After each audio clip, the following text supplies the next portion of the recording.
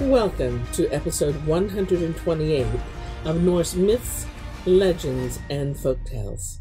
My name is MyLlinda Butterworth, and today we hear a tale that features a strong, active heroine who not only saved the castle from the trolls and witches on Christmas Eve, but then saved her sister who had been turned into a calf and engineered marriages for both of them in Tatterhood.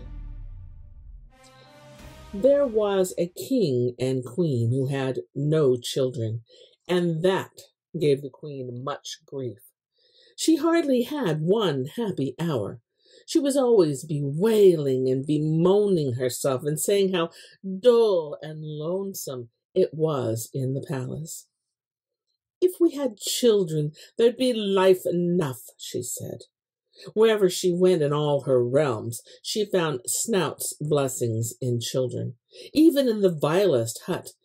And wherever she came, she heard the goodies scolding the young ones and saying how they had done that and that wrong. All this the queen heard and thought it would be so nice to do as other women did. At last, the king and queen took into their palace a stranger lassie, to rear up that they might have her always with them, to love her if she did well, and scold her if she did wrong, like their own child. So one day, the little lassie whom they had taken as their own ran down into the palace yard and was playing with the gold apple. Just then, an old beggar wife came by who had a little girl with her, and it wasn't long before the little lassie and the beggar child were great friends and began to play together and to toss the gold apple about between them. When the queen saw this, as she sat at the window in the palace, she tapped on the pane for her foster daughter to come up. She went at once, but the beggar girl went up too, and as they went into the queen's bower, each held the other by the hand. Then the queen began to scold the little lady, to say, "You ought to be about running about and playing with a tattered beggar's brat." And so she wanted to drive the lassie downstairs. "If the queen only knew my mother's power, she'd not drive me out," said the little lassie. And when the queen asked what she meant more plainly, she told her how her mother could get her children if she chose. The queen wouldn't believe it. But the lassie held her own and said every word of it was true, and bade the queen only to try and make her mother do it. So the queen sent the lassie down to fetch up her mother. "Do you know what your daughter says?" asked the queen of the old woman as soon as ever she came into the room. No, the beggar wife knew nothing about it. "Well, she says you can get me children if you will," answered the queen. "Queens shouldn't listen to beggar lassies' silly stories," said the old wife, and strode out of the room. Then the queen got angry and wanted again to drive out the little lassie. But she declared that every word that she had said was true, and more than that. "Let the queen only give my mother a drop to drink," said the lassie. "When she gets married, she'll soon find a way to help you." The queen was ready to do this. So the beggar wife was fetched up again once more and treated both with wine and mead, as much as she chose. And so it was not long before her tongue began to wag. Then the queen came out again with the same question she had asked before. "One way to help you perhaps I know," said the beggar wife.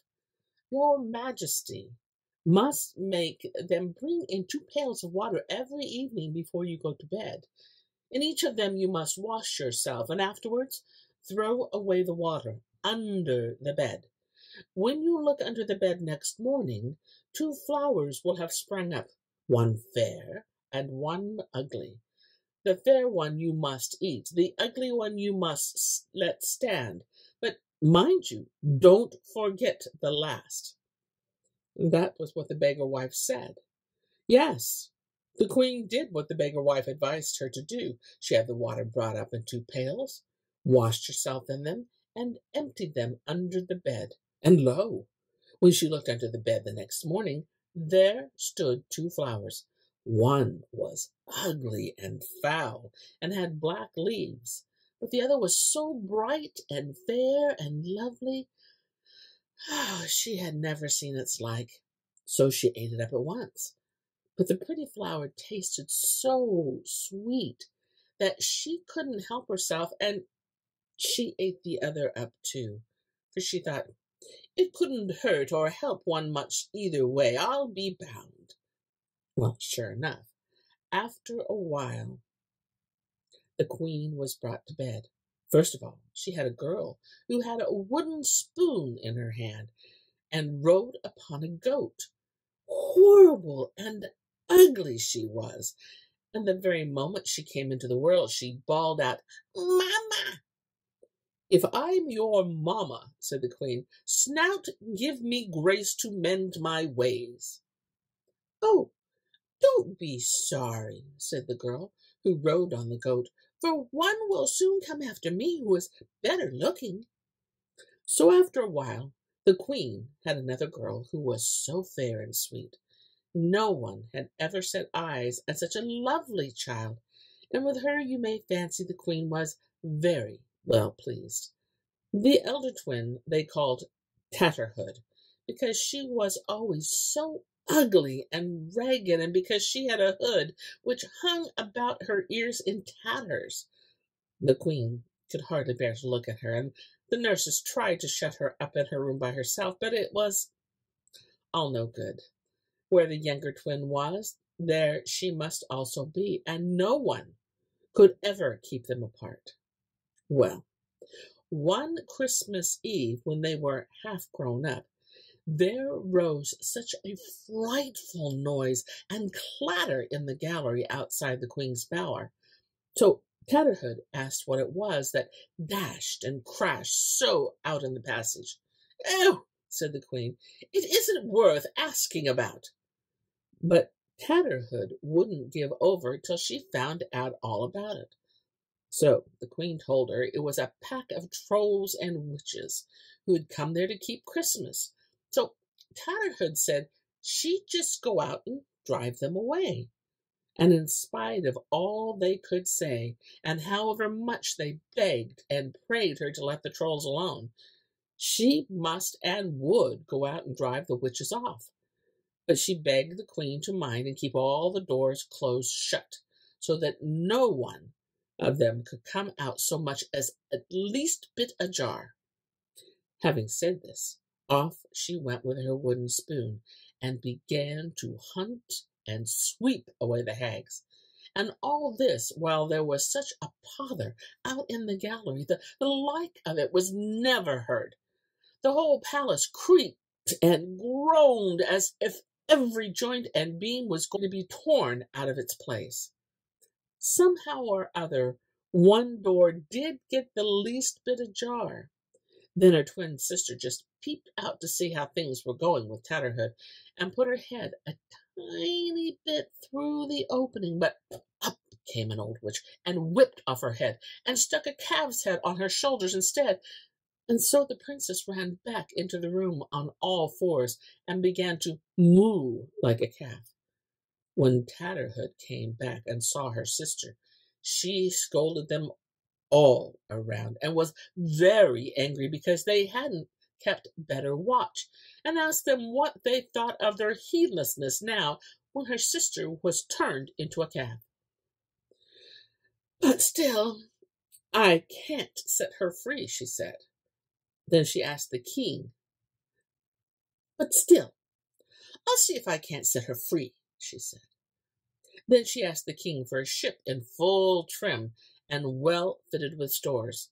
But captain and sailors she wouldn't have. No, she would sail away with her sister all alone.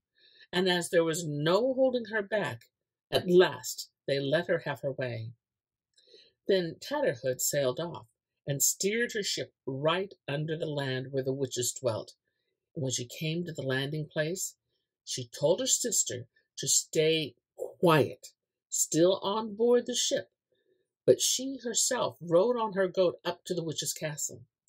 When she got there, one of the windows in the gallery was open, and there she saw her sister's head hung up on a window frame. So she leapt her goat through the window into the gallery, snapped up the head, and set off with it. After her came the witches to try to get the head again, and they flocked about her as thick as a swarm of bees or nest of ants.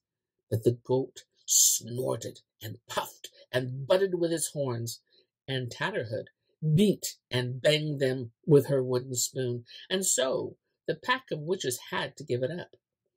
So Tatterhood got back to her ship, took the calf's head off her sister, and put her own on again, and then she became a girl as she had been before.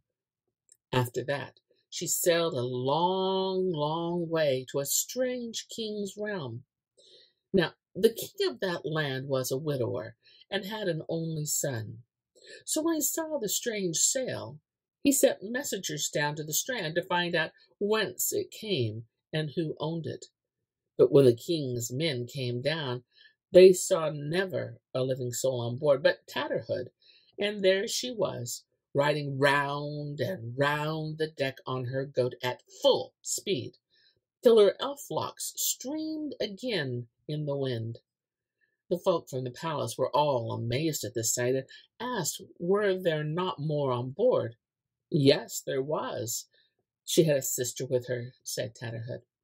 Her too they wanted to see, but Tatterhood said, No, no one shall see her, unless the king comes himself, she said. And so she began to gallop about on her goat, till the deck thundered again. So when the servants got back to the palace and told what they had seen and heard down at the ship, the king was for setting out at once, that he might see the lassie that rode on the goat. When he got down, Tatterhood led out her sister, and she was so fair and gentle, the king fell over head and ears in love with her as he stood. He brought them both back with him to the palace, and wanted to have the sister for his queen, but Tatterhood said no. The king couldn't have her in any way unless the king's son chose to have Tatterhood.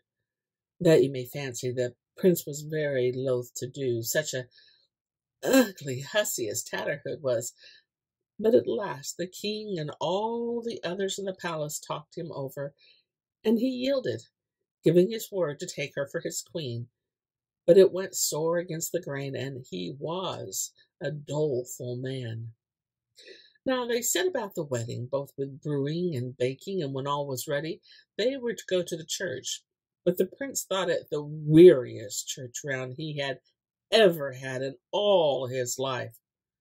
First, the king drove off with his bride, and she was so lovely and so grand.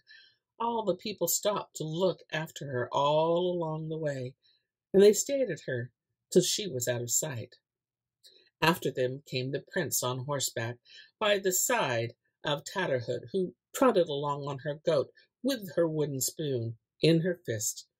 And to look at him, it was more like going to a burial than a wedding, and that was his own so sorrowful, he seemed, and with never a word to say.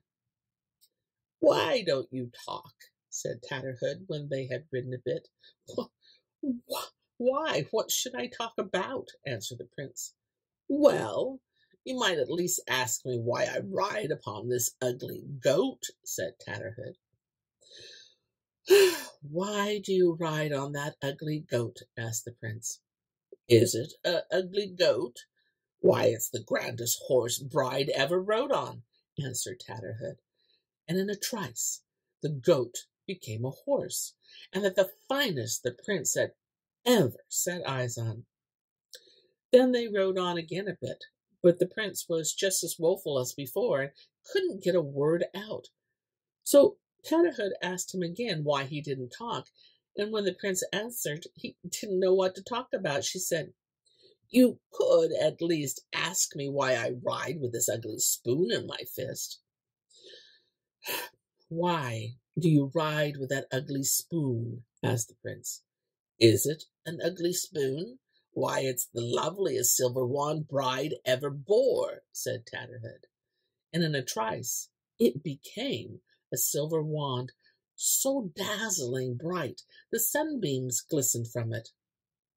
So they rode on another bit, but the prince was just as morose and never said a word. In a little while, Tatterhood asked him again why he didn't talk, and bade him ask why she wore the ugly gray hood on her head.